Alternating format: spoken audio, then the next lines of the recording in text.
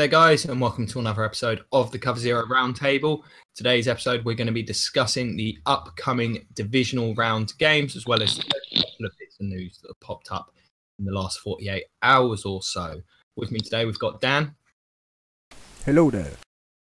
And happier than usual, Arnie. Hi there. So we'll hop right into the first bit of news. The Bears have their new head coach. Guys, both familiar with who this is? Yeah, same guy we just faced. Yeah, Matt Nagy, the former offensive coordinator of the Chiefs. From what I can hear, from what I've read, it seems like the primary reasoning for this was that, again, they're looking for the offensive guy, much like we figured that they would. Yeah, the Sean McVay effect seems to be massively influential in this year's coaching search. This is the first prime example of that. And this was a guy that apparently had a really high opinion of Mitch Trubisky. So they brought him in the hopes of developing him. I like this hire, to be honest. I think since Nagy's been Alex Smith's coordinator, Alex Smith has had the best years of his career, frankly, in Kansas City. And I think it's the kind of scheme that he's running, Casey, that isn't necessarily enormously difficult on the quarterback, making him, throw the ball down the field into contested windows. It's a lot of screens. It enables him to make the most of his mobility. Yeah, I think the great thing with this hire is, as we saw when Andy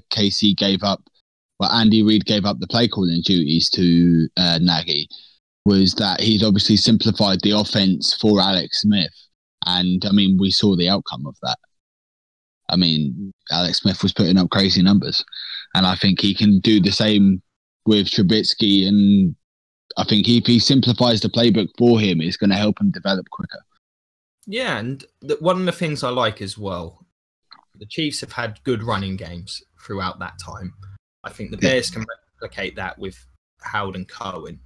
Yeah. And they've not had a great receiving core there. They've had Travis Kelce. But on the outside, you had Jeremy Maclin, who's a good receiver, but not great. And Tyreek Hill, who's a unique type of threat. So, the Bears are going to go after receivers this offseason. But no doubt. We've seen that Nagy's offense can operate without a true number one. Yeah. So, yeah, I'm quite a fan of this hire. I think it makes a lot of sense. Dan, any opinions on this one? Well, you guys pretty much covered it. It's a good hire to develop Trubisky. And the offenses, scheme-wise, would match up with one another, since both got decent running backs, both got average at best receiving. So it will be good to see what happens. Yeah, I think it's a good fit for Trubisky particularly, and that's what this hire needed to be. So they'll be hoping to see some of the Carson Wentz, Jared Goff type improvement next year. If so, who knows how good the Bears could be. Other big coaching news today: the Panthers have let go of offensive coordinator Mike Shula and the QB coach Ken Norton. I'm surprised by this. You guys? I'm surprised by the offensive coordinator, but not the QB coach. Yeah, I guess you can see it. I think they've had reasonable success under Shula. Of course, he was the coordinator a couple of years ago when Cam Newton was the MVP. I'm guessing the logic behind this must simply be the inconsistencies in the Panthers' passing game. Yeah. I think they really want to get that running game going, and I just don't think, obviously, the scheme is helping with that. Well, perhaps. I put a lot of the faults with the Panthers' offense down to the offensive line. I think they're solid on the interior, but they've had bad tackle for a number of years. I was very critical of the Matt Khalil signing. I thought that was an integral part of them being eliminated from the playoffs at the weekend, as Cam Jordan handled him. So it's an interesting one because the Panthers' scheme is very, very simple. Like, incredibly so. So perhaps they're looking maybe to take away some of those things that Cam, before this season, once again, like every year they reiterated, they didn't want Cam to run the ball as much, for that to be a focal point of the offense. And yet, towards the end of the season, when they were having their most success, it was because he was taking off and running. Perhaps they're going to try and bring someone in to try and make him into a pocket passer. Yeah, I'm guessing so. I mean, obviously, the option players are still going to be there with him, given the quarterback he is. Oh, yeah, you have to have them, I think. Otherwise, it'd be a terrible waste of his skill set. That's what makes him special. But, you don't want him taking too much of a beating. And I think this season, he took some big shots. Ended up coming out at the end of that game with a concussion. Yeah. So ended up coming back in, but got to be concerned, I think. For a long time, he does need to improve his pocket passing skills. I think this offense will continue to remain inconsistent until they do. His mechanics are still... they're shoddy at times. Yeah. Leads to high interception numbers like he had this year. So we'll see where they go. So we'll get to the weekend's games, and we'll just go in the order in which they will take place. So we'll start with the NFC matchup, Atlanta heading to Philly. Atlanta possibly one of the biggest surprise victors of the weekend. Very solid victory over the Rams, though. They were the better side. And I think heading into this one, they've got to be feeling confident. The Eagles, I'd rather play the Eagles right now than the Vikings with the QB situation. Nick Foles not impressing in his stint. Well, that's the thing. It's not even that they're not impressing as well. It's ever since Foles took over. And obviously, this isn't on Foles at all. But the defense has just really been lackluster the late few games of the season as well. Yeah, just the run game as well has declined. They have not performed. Maybe they got a bit comfortable. Maybe a team on the decline. Maybe they bounce back in this game, but who knows? But just from the tail of the tape, I mean, they've just been on a slow decline for the end of the season. It's a tough one because the Falcons have played pretty well in the last couple of weeks until their more impressive performances over the course of the whole season. Defense has come to play in the last couple of games. They're playing fast. Tack McKinley, the rookie's been getting some pressure, which has really helped because Beasley's kind of fell off a cliff this season after leading the league in sacks last year. So I think we can probably all agree we've got the Falcons favoured here. Yeah. So if you're the Eagles, how would you approach this game to try and get the victory? You've just got to slow this offense down. You've got to slow the passing attack. And, I mean, covering Julio hasn't, it's never easy, but it is slowing down this passing game.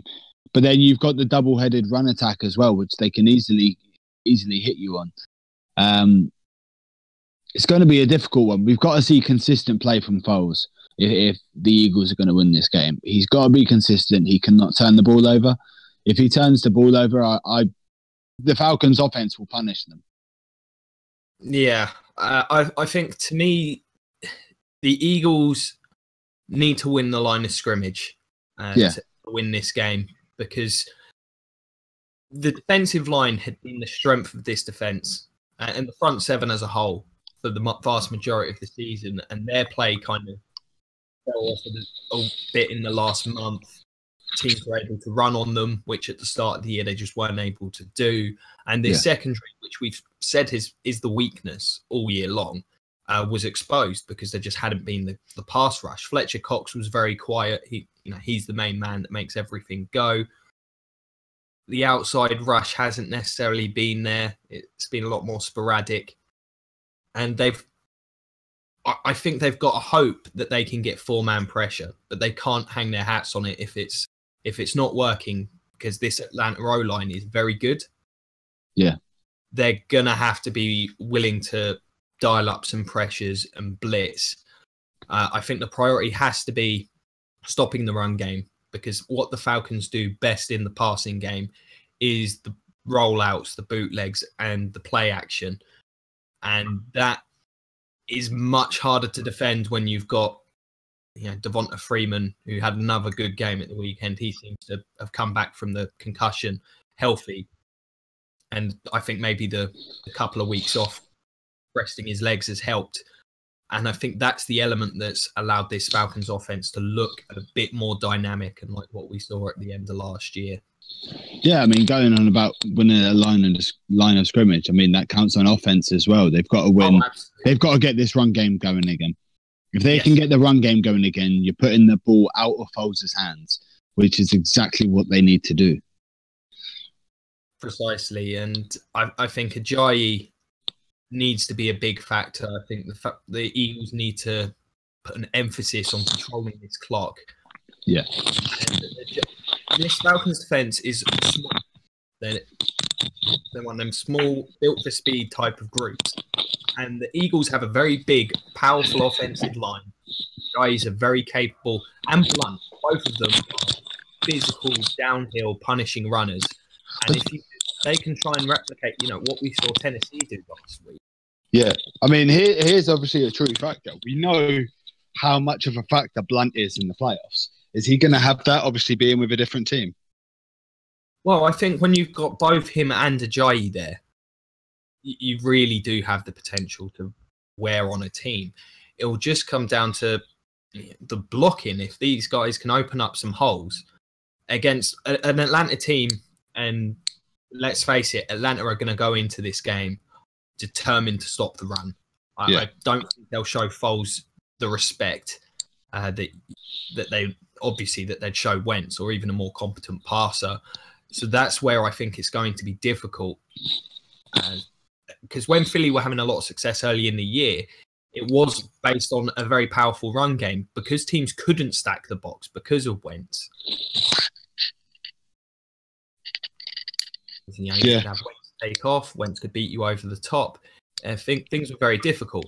I like their matchup up front. It's just with the speed of this Falcons defense, and I think the amount of blitzing that they may see, it could be difficult to establish the run. I think it will be a case of plugging away with it. They've got the receivers. They do. They certainly got the receivers. Aguilar's had a far better season than anyone would have thought possible. Jeffrey came on. He's a dangerous red zone target in particular. And Zach Ertz had an exceptional season. They've been good protecting. The Falcons are not good at getting a pass rush. So there will be opportunities, I think, especially if the Falcons are aggressive against the run as I'm expecting, for Foles to make some big plays and free guys up. Yeah. And to me, that's going to come down to Aguilar. He's going to have to win those matchups in the slot. And he moves around this offense a lot. And I think he's going to have to be very effective after the catch. Try and loosen things a little. Zach Ertz as well. Try and get quick passes over the middle against this team. Try and open up the run game. That's what I expect to see the Eagles attempt to do offensively. Yeah, I completely agree with you there. I mean, if we're going on to the other side of the ball with the Falcons, I think for them to win, they've just got to do what they did against the Rams. They've got to come up with that. They've got to go with the same sort of thing. I mean, try and catch them off guard with the run, get those play actions going as well. And that secondary has been exposed, as you have said before. If the Falcons can get that play action working and get that defense biting, they will win this game the whole way. Yeah, I think this is the difficulty of playing against the Falcons. And whilst they've underperformed this year, particularly compared to last year offensively, there's so much talent there that they can beat you in the run game, in the pass game, and they're at their absolute best when they're balanced. Oh yeah, you've got Freeman's a great all-round back. Obviously, Julio's an absolute monster, but guys like Sanu, Taylor Gabriel's been missing this year. I wouldn't be surprised to see him make a big play in this one. But the Falcons, I think it's just a case of mix it up, keep things balanced, use your screens, your rollouts, and that's what they'll do. The Eagles are just going to have to have to hope they can get that pressure with that 4-man front and keep the run contained. Because otherwise, I think they'll get picked apart. Particularly Julio is a very tough matchup. If they're blitzing, I don't know if they're going to be able to deal with him. Yeah, I completely agree with that. So we'll go with our sort of final thoughts on this one and our predictions. So we'll start with you, Dan. You've been the Eagles' biggest backer all year. How do you see this game going, and who do you see winning? You mean Falcons? Yeah, Falcons. Fine. Well, I don't know, because the problem I've got is for the Eagles QB, which version do we get? Do we get the almost Pro Bowl level from a couple of years ago, or are we going to get the meh version we've had this year? A guy who gets shut out by the Cowboys version. Yeah, but my problem is the Falcons can't play defense. Well, I mean, they played very well defensive last week. This isn't that bold, but I'm gonna actually say Eagles, because they've got two really hard to stop, fairly dynamic running backs who can just punish that light, quick defense and that D-line over and over again. They may not even need to throw the ball to win this one, and they're in Philly in the cold. So I think Eagles win quite comfortably by playing clock management. It won't see them through to the Super Bowl, but it will get them a little bit of the way there. Arnie? I've got the Falcons winning this one. I think it would be a 2-score game. I think they'll probably take an early lead. I just don't think the Eagles will be able to recover.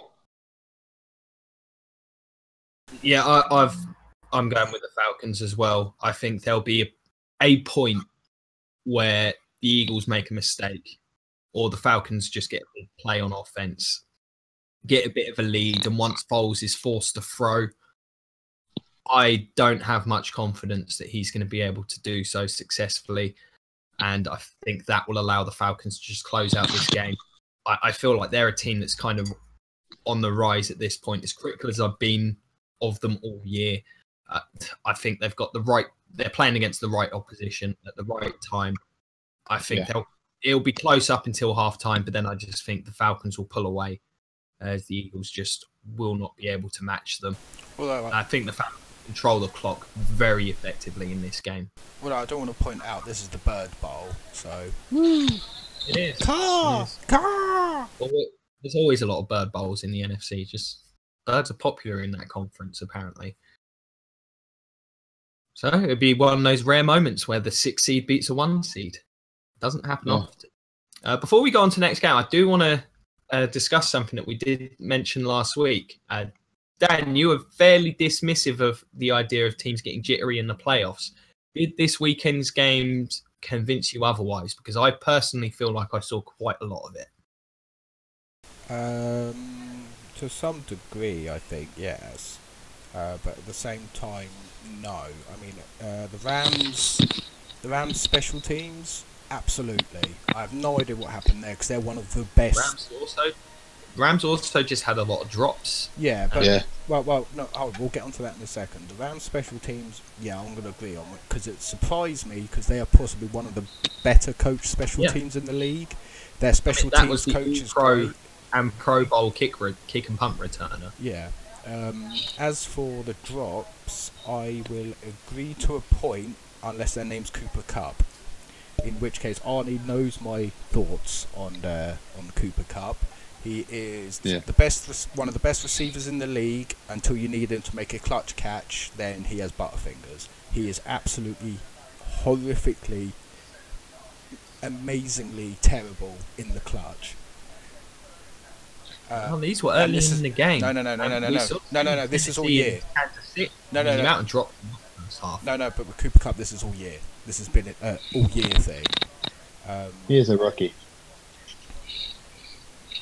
Yeah, but still. Well, who else could I say got? I don't know. I mean, no one, you can't say Jags because We saw some slow starts, I think, in all of these games. well, the Jags, both the Jags and the Bills just suck that anyway. game. That game was just ugly. But the other thing and this I do think is relevant in the playoffs, actually, and I think we did see it last weekend. I think to some degree, home field can be a problem. Yeah. If you're the Chiefs at home in the playoffs, apparently, when you're 0-6 now, yeah, I'd agree. Yeah, well, that's a crazy stat. But I think if the game starts to get a bit away from you, the fans turn against you. Oh, by the way, it can just be a bit of a problem. I have an amendment to make from last week. Arnie informed me of this about halfway through the week before the game, just before the games kicked off on Saturday. I did not know at the time that the Chiefs... It was after the game. Sorry, yeah, it was after the game, yeah. I did not know at the time that the Chiefs are 0-5 at home in the playoffs. If I had known that stat, I would have actually picked Titans. And the fact that it's Andy Reid. Well, in the playoffs. I mean, that we'll talk a little about that in the next game, some of the things, because I do feel a lot of things like the Titans' way in that game. I feel like Quinge is doing a Dion here and trying to change his pick. Yeah. Oh no, I'm not going to change. I'm not going to change my pick. I'm just. Well, you can't. It's happened. Yeah, I mean, it happened. If I had this information ahead of time, you were both wrong. I was right. If I knew this ahead of time, I would have probably picked the Titans. Right. Yeah. Okay. Granted, I picked the Titans because, well, I'm a fan, and I've only not picked the Titans once this year. Fair enough. Right. Well, speaking of the Titans, certainly their toughest test of the season. It's as tough a test as you can get in this league. Yeah. Playoff matchup with Tom Brady and the Patriots. Gillette Stadium, prime time. Well, we'll let Arnie give, even though this is a preview show, we'll let Arnie have his moment to talk about the Titans' victory at the weekend. It's your first playoff game as a Titans fan. I saw a win. It was a glorious moment. Granted, I'm not going to lie, as a fan, and I think a lot of other people had the same thing. I was out at half time. I thought, nah, this is it. It's done. No way. It ain't happening. I thought once the game was 14-0 at the end of the first, I thought that was probably going to be it. Yeah. I think there were two massive turning points for the game, though, and I think that was Kelsey going down and the first drive we had in the second half where we took up 9 minutes off the clock, pounded them with the ball, exhausted that defense, and then getting the quick 3 and out on them and getting the ball straight back and doing the same thing.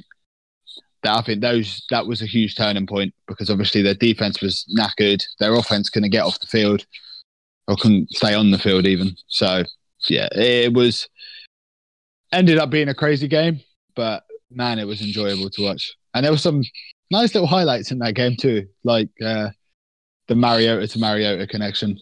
Yeah, I feel like that's a play that's going to be quite a lot. Yeah, the Mariota miracle is being. Yeah, called. Actually, on that note with the Mariota to Mariota thing, Arnie, have you seen that Twitter post from a Titans fan? People were picking bold predictions like 6 hours before the game, and some Titans fan actually put in bold predictions. Oh, I did see this. That Mariota throws a touchdown pass to Mariota. Man. Yeah, it was the same Titans fan that said, for us to win this game, Mariota needs to do everything. Funny enough, he did. Second half, he did. Yeah, well, second half, yeah. I'm starting to... Yeah. It's weird, man.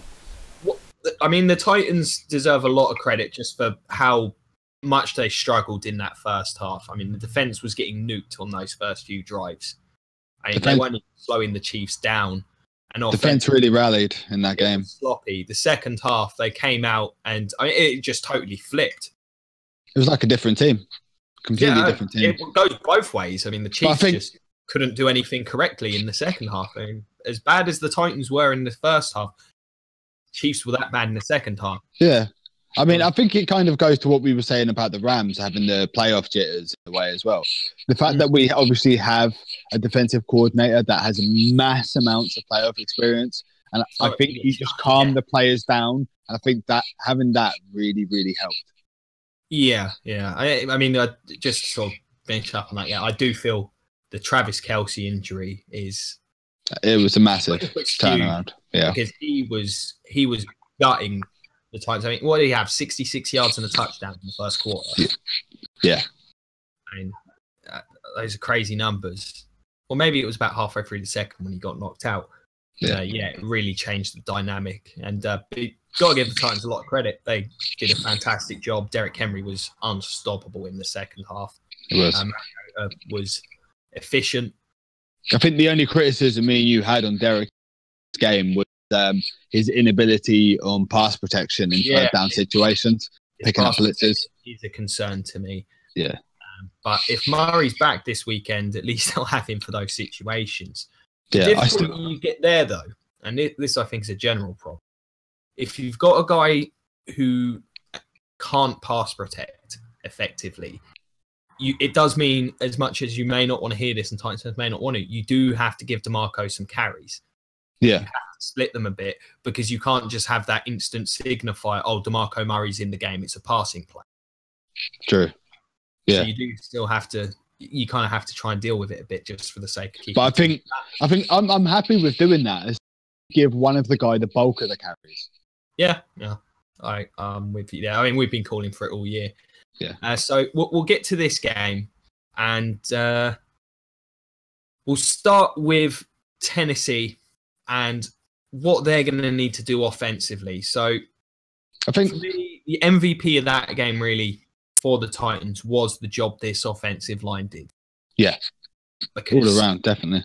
Yeah, I was talking about this before, and the crazy thing with that comeback was that the Titans didn't really have any massive plays. Like, there weren't any big turnovers. There weren't any kind of quick score touchdown strikes in that game, that second half to enable that comeback. And when you're 3 scores down, typically you need one of those things. So what enabled this comeback, frankly, was the line there was no pressure on Mariota, and they were just really dominating that front seven in the run game. I mean, there were runs where Derrick Henry was going down the field like 8 or 9 yards before anyone was anywhere near him. Yeah, I mean, the guy averaged 6.4 yards a carry or something like that. But I think if Quinton Spain can carry, because I think Quinton Spain's had himself a bad year, and I pointed this out at the beginning of the year that I thought he would. But he played exceptional in this game. And if he can carry on doing that and carry on pass protecting and run blocking like that, then fine. I mean, I think that is where, again, I think it's very similar to the game we were just talking about. This game for us has to be one at the line of scrimmage again. Yeah, it's the area where you think the Titans do have an advantage. Yeah. On the offensive side. It's where we excel as well. Yeah. I mean, I think it's going to be very difficult for the Patriots to stop that run game. Conversely, though, I do fear a bit for the Titans' ability to pass in this one. I don't trust Mariota this season. Previously, heading into this year, I would have liked this kind of defensive matchup for.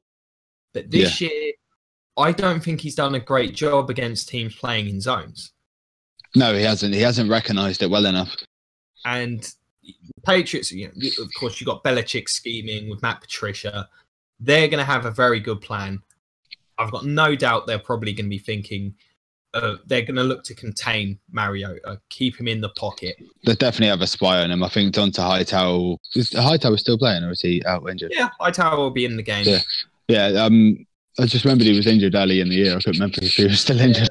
Yeah, he's back in. I think their focus will be on containing Mariota and blanketing Delaney Walker over the middle, because he is the go-to guy, aspect of this passing attack.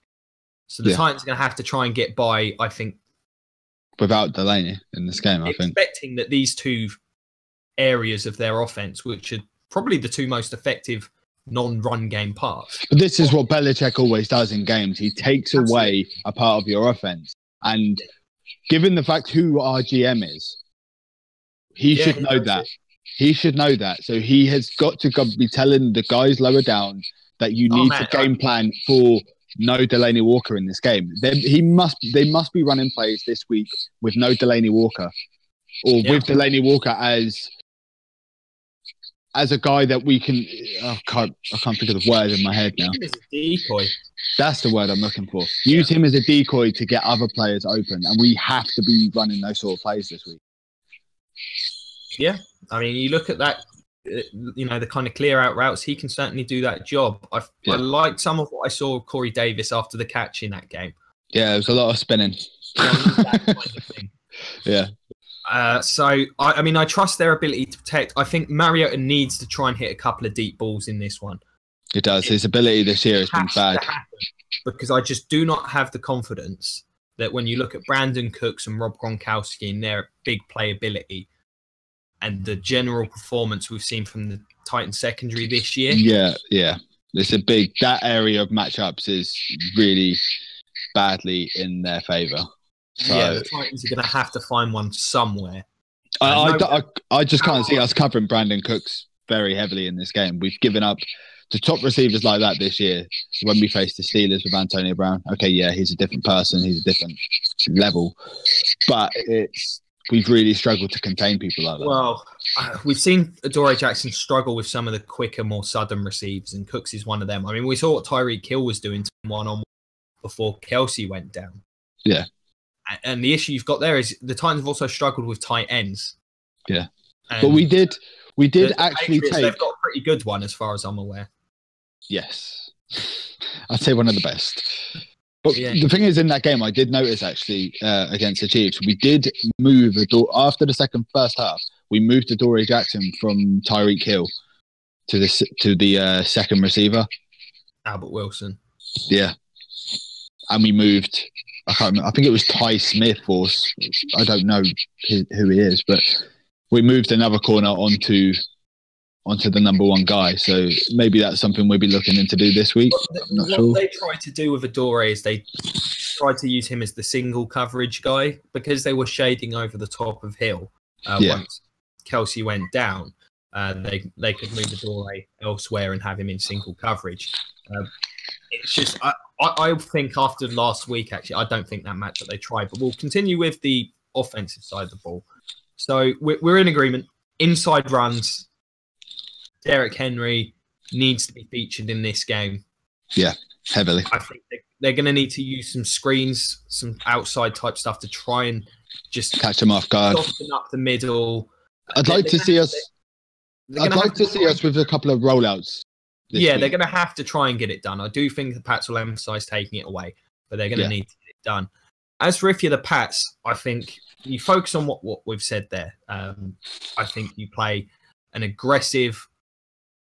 It'll be much like what we discussed with the previous game. It's going to be focused on run defense. The Pats haven't been great against the run at times this year, the majority of the year. And they know the Titans are going to come in and try and do this. Titans are going to want to control the clock, tire them out. And I think the secondary that the Pats have matches up pretty well. Yeah. So we'll see what happens there. I'd expect to see Stephon Gilmore, on Decker, because they're the two bigger physical players, and Davis will have Butler on him. I think they're tough matchups from the Titans' end. They are. So, and then Devin McCourty, you'll see him hovering over Delaney Walker. So it's going to come down to whether this run game can have some success in spite of what the Patriots are doing, and if the Titans can maybe get Pats off guard and get a couple of big plays. I think it's going to be tough. They're going to have to try and keep this low scoring. Yeah. So we'll move to the other side of the ball and the Patriots offense. With Brady. It's great in the last few weeks of the season. I think that'll give the Titans some hope. Yeah, it will give us some hope. I mean, I think we love being the underdog right now, especially on this side of the ball. It's a very angry defense. I do have a lot of respect for the way the Titans front seven in particular have performed this year. Yeah. And of course, you've got Dick LeBeau. You know he's going to have a solid plan. In a lot of ways, the Patriots' offense asks a lot of the same questions that the Chiefs do. Yeah. So that's kind of the difficulty for me, because it's just a better version of what the Chiefs threw at you last week. Yeah, I was going to say, actually, isn't the Patriots' offense just the Chiefs' offense? except a downgrade at running back, improvement at the receiver position. Well, I mean, the way Dion Lewis was playing toward the end of the season, it's not even necessarily a downgrade at running back. And they've got such a platoon of guys there. Yeah. That, you know, you've got Burkhead for the goal line carries and the short yardage stuff. James White, very capable receiver. You know, they'll mix those guys in there. And Lewis is just a really good all-round back. I mean, one thing I think is going to be a big tell for this game is, as we know and as everyone has seen over the years, pressuring Brady is the way to stop him. Now, it is, but you also have to do it without blitzing. Yeah, but Tennessee have the ability to do it without blitzing because they can bring 4 people and get good pressure. Because that O-line in New England's it's not bad, but it's not great. We have been throwing a lot of sort of exotic sort of disguises at people recently, and it is throwing offenses off. Yeah, my concern in terms of the pass rush for the Titans is that Arakpo has not been getting much pressure lately, and he's sort of been their primary guy. Derek Morgan, I thought, had a bit of a down year. As a pass rusher, I think he played the run game. Well, the thing is, I think this year, I think it's just, even like the sack numbers aren't there for any of the guys, but we're still the third highest sack team in the league. But this is where spread around. With this point, it's the Titans aren't, and this is my concern for them in this matchup. They're not necessarily winning one-on-one matchups with their pass rush. They're doing what Dick LeBeau does best, and they're blitzing and they're creating, they're overloading sides. They're getting clean rushes, basically. You're getting guys clean through, and he does that so well. But you've got to bear in mind the matchup between Brady and LeBeau when LeBeau was with the Steelers. Yeah. Brady has historically owned this defensive scheme. Yeah. And I mean owned it. His numbers against LeBeau's Steelers defensive. And I like this Titans defense, but they're not on that level. No. You don't quite have a Troy Polamalu or running around. I think he's got one he's trying to build. Maybe. But that's my biggest actual concern, is that Brady does such a good job against this. I agree with what you're saying. They're going to have to win those matchups. And Arakpo and Morgan are both talented players. And I'm not a big fan of this Pats line. But I think Casey will be the key, because you've got to get Brady off his spot. Yeah. So I think Casey's on a hot streak over the last few games. He is. And, he's had a very good season once again. I think the run game, they should be able to handle this run game. Titans have been great against the run all year. It will just be a question of whether they can get pressure, because the Patriots are just going to be, very dangerous. I just don't like the matchups in this secondary at all. No. At all. I mean, you're going to have Adoree Jackson trying to deal with Brandon Cooks. That matchup is going to happen, because he's the only guy that can run with him. Yeah. And then I think who do you shade over the top of? Is it Gronk? Because there's nobody can cover Gronk one-on-one. No. But then Brandon Cooks, he matches up well with Adoree Jackson, as we mentioned. What I will say is I would watch out in this game for we've been using Jayon Brown a lot, and I think Gronk's speed matches with Jayon Brown's. Jayon Brown has been a fantastic tackler all year, so I think that matchup might actually be very interesting to watch. It could well be. The Titans are going to have to tackle well. They're going to have to be fundamentally in this one. The Patriots will just do what they normally do. There'll be a little bit of screens in there. There'll be the underneath stuff, and they'll take the big plays when they can see them. The thing is, I think this game matches up pretty well, apart from one huge thing. And that is, as you have said, our secondary against Brady and the receivers. I think that will be the difference in this game. Team, because this Patriots offense changes on a weekly basis. Yeah. And it's true to a lesser degree on the defensive side, but offensively they're so hard to prepare for. It's the playoffs. We're going to see some trick plays. Yeah, it always happens. So we'll go with our final thoughts on this one. I'll go first. We'll finish up on Arnie, since he's got the most invested in this one. I really would love to see the Titans pull the upset, but I just can't see it. I don't think they're quite battle tested enough at this stage of the season. I think the Patriots, they're well rested. I think that'll be a big bonus for them because they were pretty dinged up. Yeah. And Brady's just so effective against this type of defense typically. I think Brady ends up having a pretty big day. That ends up the difference. So I think the Titans will keep it closer than people are expecting. But as long as the Patriots play a clean game, don't have maybe one turnover, but they keep it clean, I think the Patriots will win this one.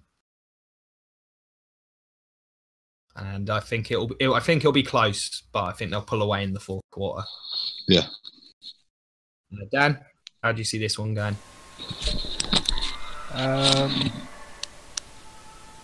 I'm going to say Patriots win, but, you know, I always like to see an upset. I think the vast majority of the world that isn't Boston for the Titans, isn't it? Yeah, pretty much. Arnie, how do you see this one playing out? Well, I'm still going to say that my Titans win, and we're going to win by the same way we won last week. However, for this game, we can't just play 2 quarters of football. Because if we do the same thing we did last week, it won't be 21-3. It'll be that same scoreline in the snow 6 years ago. I can't be watching that. But that was horrific. We have to play 4 quarters of football to win this game, and it's got to be the last 2 quarters of football we played last week has got to be all 4 this week for us to win this game. But I think we can edge this one out. It will be close. It will be very close. But I think we can edge this one. Fair news. I've got faith. So we'll move on to the next one. I think there's a bit less to talk about with this one. The Jags in the most possible, in fact, we'll just say the ugliest playoff game I've seen in a while. They managed to pull a very close game out over the Bills. They're playing a well-rested Steelers team. And the Steelers will want revenge after being humiliated earlier in the year by the Jags. Yeah. So I've got no doubt that game is going to give people a lot of confidence in Jags. However, I don't see this one playing out the same way. I think the Steelers' offense has got better and better as the season's gone on. They've realised Juju Smith-Schuster is a really good option. Yep. Lev Bell's just got stronger and stronger, and Roethlisberger has done the opposite of what he's done the last few years. He is playing better at this point in the season rather than wearing down. Yeah. He started off slow this time. I mean, the matchup on this side of the ball is fantastic. Oh, yeah. This is going to be... the thing is, on one side of the ball, it'll be awesome to watch. Yep. Absolutely. And then the other side, you've got Blake Bortles, who was horrific last week. Oh, yeah. He was at... But he can run. I'll give him that. That's the one bit of credit you can give him.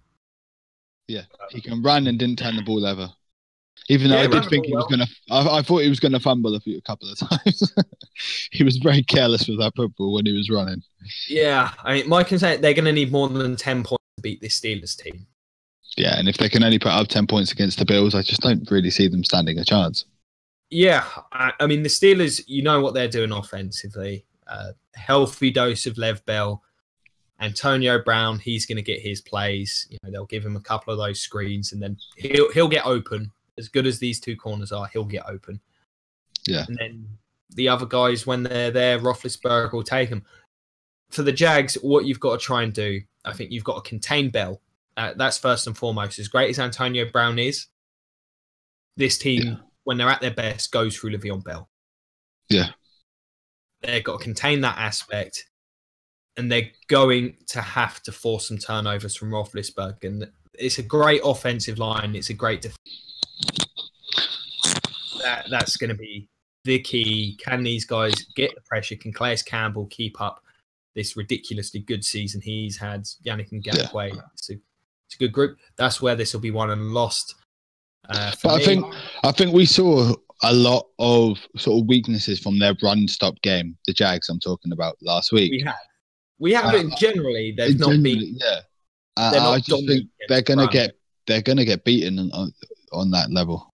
Well, they may well. That's where I think they've got to make the adjustment. The reason for that is the way the Jags play. Now, one of the reasons they get so much pass rush is their defensive line sells out. This is much like what the old Buccaneers teams used to do. Yeah. When they were really good.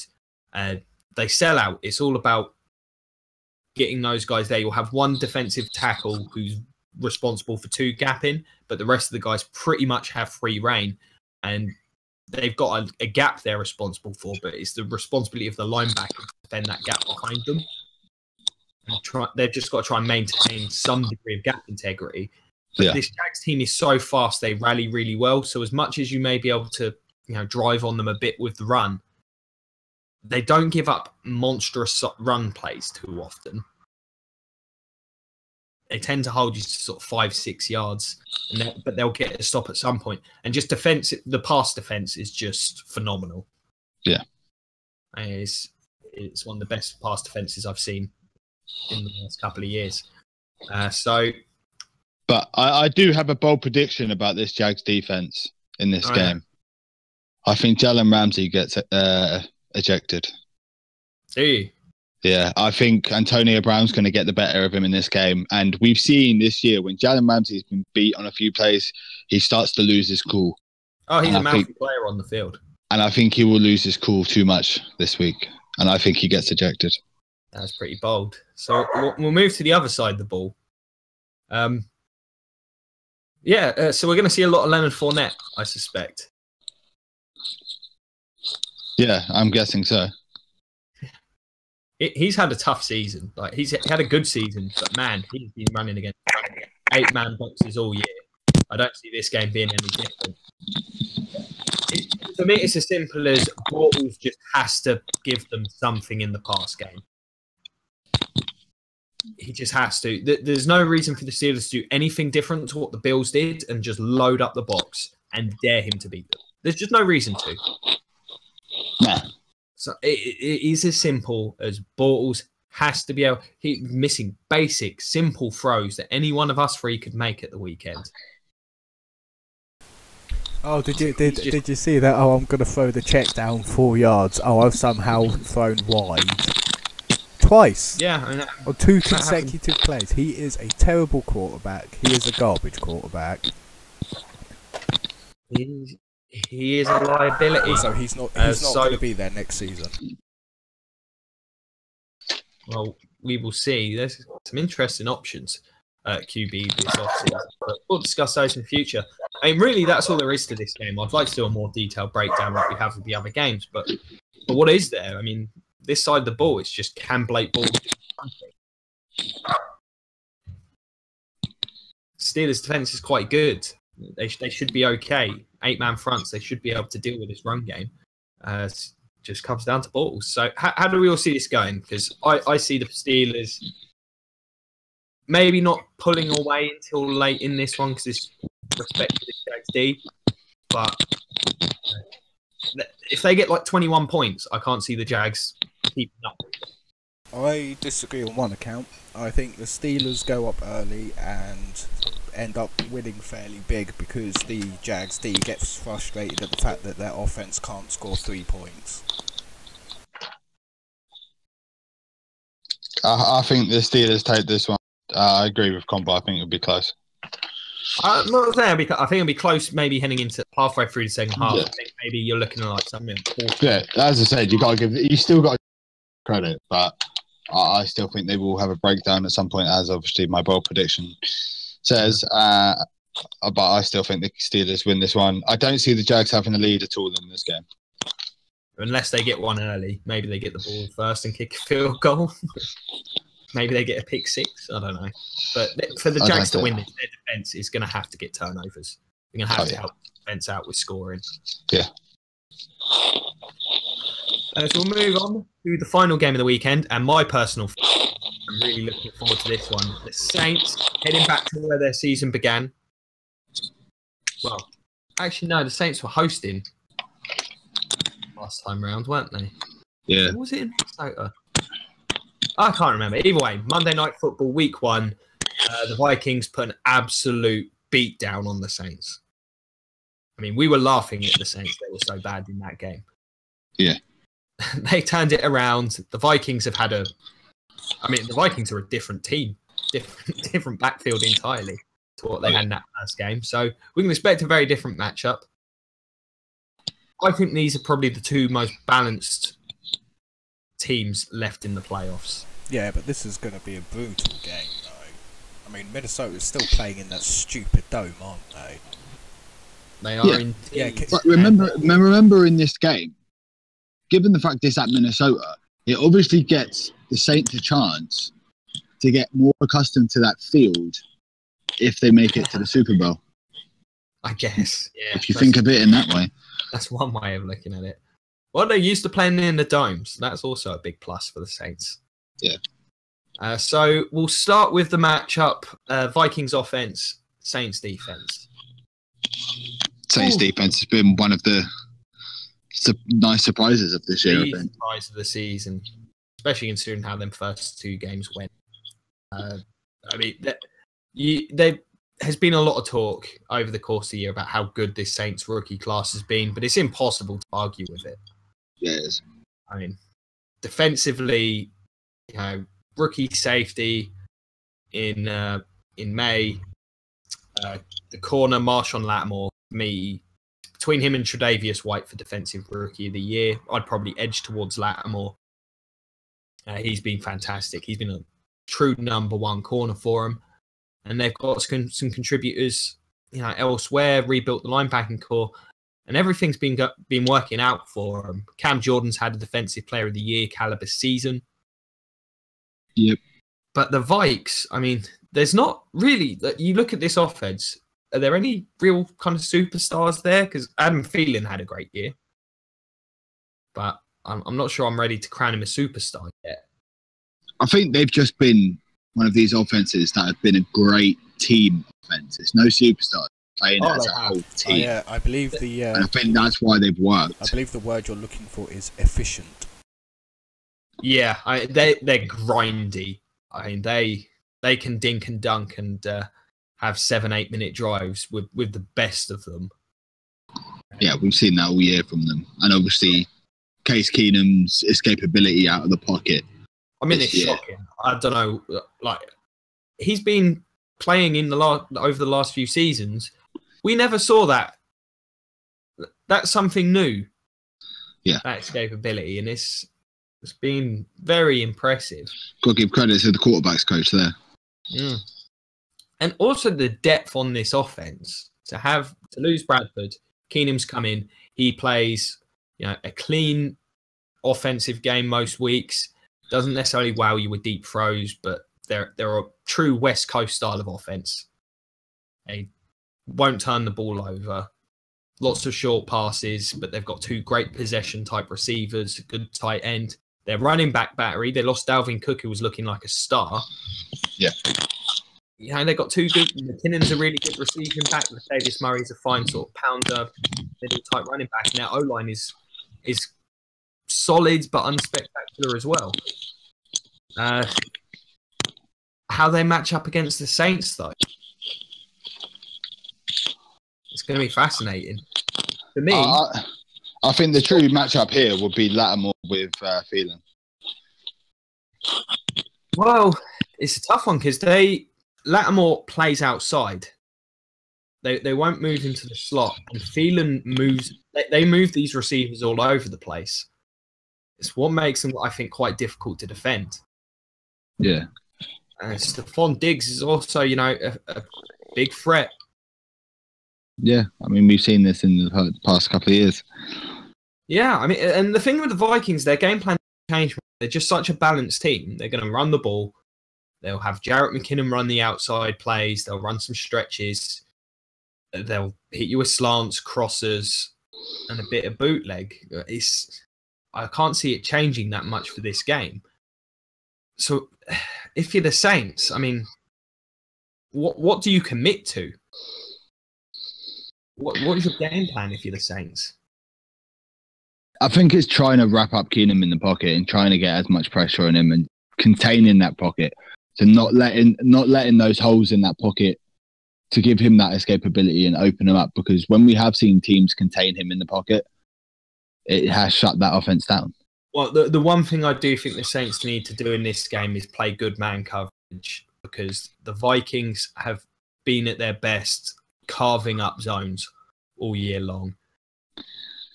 And the Saints have got Lattimore's been a great man cover guy. It will just be down to the rest of that secondary. So I'm confident in Lattimore doing his job. Can they hold up against Von Diggs, Phelan, Carl Rudolph in man? I mean, they could always do what they did 9 years ago, just take out the guy's knees. Same stadium. Same stadium, same team. It's not the same stadium. Yes, and it's the new stadium. Same, one got fine, same city. Yeah, that's fair. So we'll head to the other side of the ball. Drew Brees, he's quite good. Yeah. Panthers won't be forgetting what he did to him this weekend. Not for a while. Did you see the New Orleans Times? What they put on the front of the newspaper? No. It says on the front of the newspaper, Panthers have new owner, the Saints. They did get the free sweep this year. Yeah. So, for me, this is the best matchup in football. I think the Saints are the best offense of this 2017 season. They're incredibly balanced, great O-line, good group of receivers, great running backs, and a masterful quarterback in Breeze. And they're going up against what I believe to be the best defense in football, the Vikings. Do they have a weakness defense? No. Well, I'd say... Do you think they do? If they have to have a weakness, I'd say probably the biggest weakness they have, and considering the fact that this probably isn't a massive weakness, is stopping the run. Yeah, I don't think they've really got what you can consider a true weakness. They do everything to a high level. Yeah. Both of these teams got stars at every level. Yeah. You've got star linemen on both sides, stars out on the outside, because Michael Thomas has been great towards the end of the season. It's quite funny, actually. If it weren't for the fact that both these teams are NFC, you could see both these teams in the Super Bowl. They're that good. Oh, yeah. I think these are the best two teams in football at this point in time. I really do. They're both very balanced offenses. Their defenses are playing at a high level. They can get pressure. They've got good secondaries. But this is the matchup I'm looking forward to. It's going to be so good. The Saints. I mean, how do you even describe a Sean Payton game plan? He's got myriad options. I mean, considering years before it was pass. This year, I don't think any of us expected. No. I think the best way to explain Sean Payton's scheme going into this is, yo, dog, I heard you like plans, so I'll put plans in my plans so you can plan while you plan. Yeah, there's just... I mean, you've got... I think Michael Thomas may be quiet in this one. They may just have to account for the fact Xavier Rhodes, first team All-Pro for a reason. That's a huge matchup.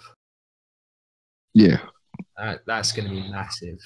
You'll have Harrison Smith roaming in the back. I think for the Saints, the best plan of attack is the running game.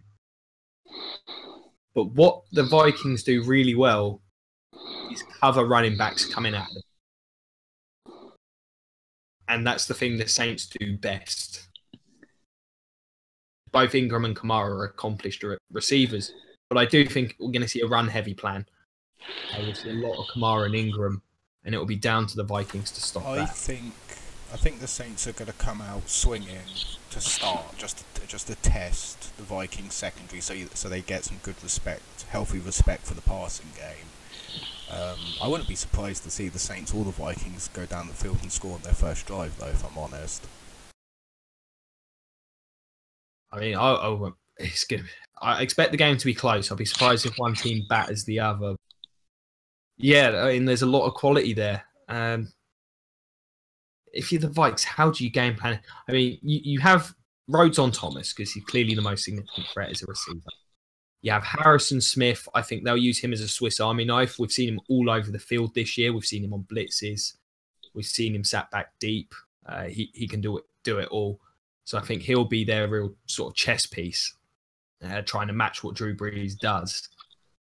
If you're the Saints, I think it's going to be a quick passing game because they've got to pay respect to the Minnesota pass rush. Everson Griffin's been great this year, near the top of the league in sacks. Darnell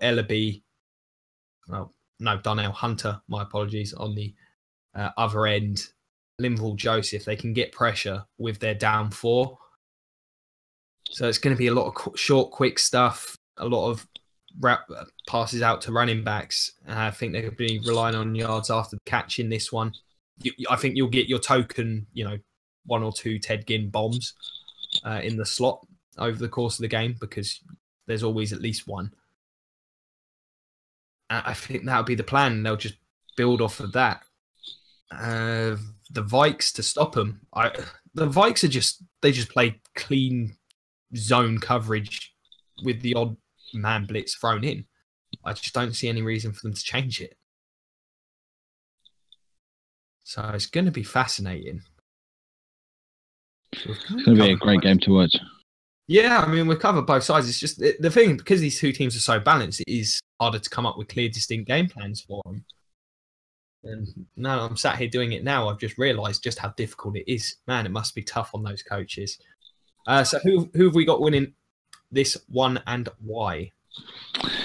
I've got the Saints taking this one. I just think there's a lot more options there. And I just, as good as Case Keenum's been this year, I just can't trust him in a playoff game. I'm going to go with, this is going to be fairly bold, but not too bold.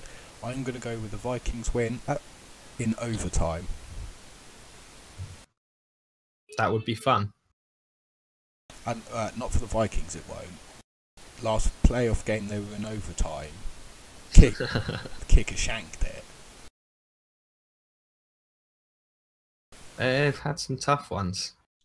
But they're going to want revenge for the last time they played the Saints in the playoffs.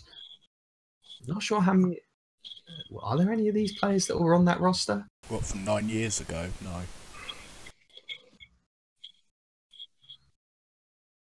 No. Is old man still there on the D-line? Jared? No, Jared Allen retired. No, he was the last member of that team then.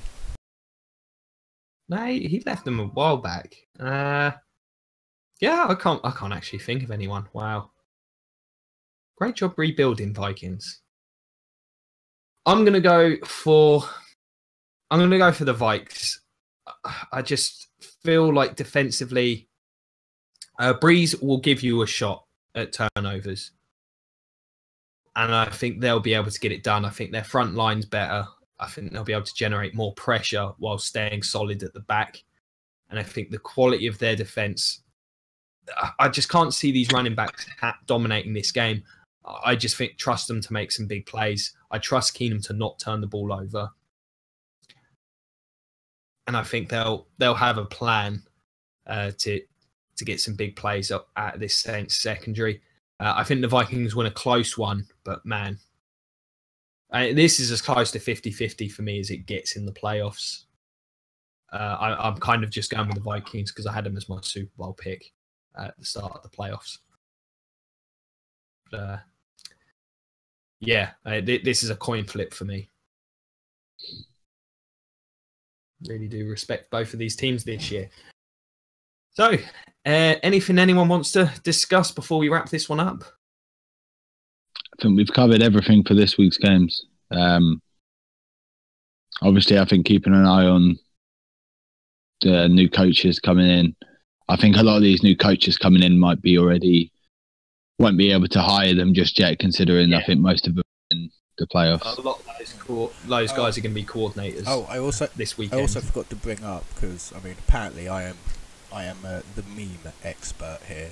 Is in a reference to the Bills in the playoffs. best meme I've seen about that so far is, of course, the Bills won. Andy Dalton got them to the playoffs. Yeah, I saw that. Sorry, lost even. My bad. Man, I love NFL memes. There is one thing I want to go through before we wrap this up. Arnie, what are your thoughts on Mike Mularkey remaining the head coach? You've been fairly vocal about wanting a new head coach for the Titans next year. Wrong. I've been vocal sort of towards the end of the season. I was more than happy with a change at head coach, but I think my sort of opinion was more on the offensive coordinator side of things. I wanted a new offensive coordinator. I still see that happening. Mularkey being safe, I still think Mularkey's done a pretty good job in Tennessee. He's changed the mentality of this team. He's brought in the scheme that has worked-ish. But I think it's just his mentality. The players are all behind him. I'm more than happy with him as a coach at the moment. Obviously, he's the first coach to get us to the playoffs and get us a playoff win. So, yeah, I can't complain. I mean, they can't get rid of him after winning the playoff game. I think it would have been difficult to get rid of him even after getting the team to the playoffs. Yeah. You can tell he's got the respect of the team. Yeah. I worry about his in-game coaching. Yeah. There was still in that game, I think I spoke to both of you about this before, there were still a lot of plays in that game, offensively and defensively, which is kind of, it's more offensively than anything, but questioning those plays. Like one of the 2-point conversions. What the hell was that play? The first one. I didn't understand going for the 2-point conversions. The second one you couldn't have to because you missed that first one. The first one, yeah. But as Gruden said in that game, we were playing catch up at that. We didn't need to go for the first one.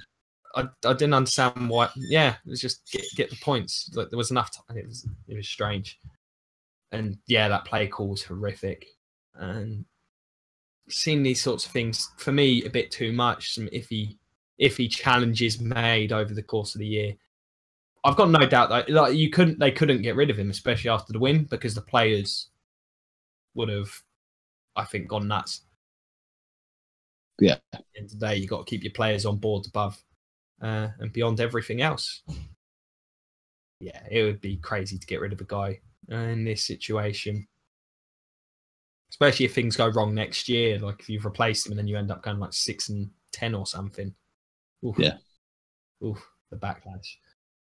So there we have it for this week. Going to have some reviews of the games from the weekend, some more detailed ones up later on this week. Hopefully be able to get through all 4 games, see how it goes. Yet to start them. Coach's film will be up tomorrow. So I'll get to looking at that and trying to do something special with it. So thank you so much for watching. As always, guys, it's been an absolute pleasure. Hopefully, the divisional round will be even better than wildcard round was. And I thought the wildcard round was pretty good. It was better than recent years. Yeah, true. I mean, other than even Bills Jags was close. Like they all went down to the fourth quarter. Yeah, I think there was a lot of blowouts last year. There were, and there have been over the last few years. But I think, you could argue we had 2 classics in the Chiefs Titans and the Panthers Saints game. Yeah, so check out the show later in the week. Hopefully, have those up over the next few days. And as always, like, share, subscribe, check out the Patreon. Thanks very much for your time. Have a good one, and go Bucks.